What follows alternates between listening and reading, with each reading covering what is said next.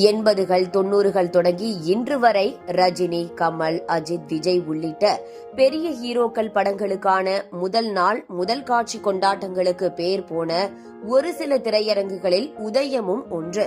குறிப்பாக 80கள் 90களில் ரஜினிகாந்த் படங்கள் வெளியாகும் நாட்களில் சாலையின் ஓரம் வரை ரசிகர்கள் கூட்டம் அலைமோதி போக்குவரத்து பாதிப்பு ஏற்படும். 90களுக்கு பிறகு இந்த திரையரங்கம் விஜய், அஜித் ரசிகர்களின் கோட்டையாக மாறியது. பல படங்கள் இங்கு வெள்ளி விழா கண்டன. தற்போது ஃபேன்ஸ் போட்டாக கொண்டாடப்படும் ரோகிணி தியேட்டருக்கு முன் உதயம் தியேட்டர் தான் ரசிகர்களின் ஃபேன் போட். சென்னையில் மல்டிபிளெக்ஸ் கலாச்சாரம் தலை தூக்கிய பிறகு மெல்ல மெல்ல உதயம் போன்ற திரையரங்குகளின் மவுசு குறைய தொடங்கின. கொரோனா பரவலுக்கு பிறகு தமிழகத்தின் அடையாளமாக இருந்த பல்வேறு திரையரங்குகள் மூடப்பட்டுவிட்டன.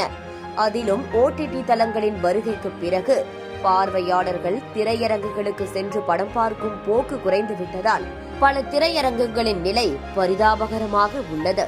கடந்த 15 ஆண்டுகளாக இப்போது விற்கப்படுகிறது, நாளை விற்கப்படுகிறது என்று வதந்திகள் அவ்வப்போது கிளம்பினாலும் இந்த முறை அது உண்மையாகி இருக்கிறது.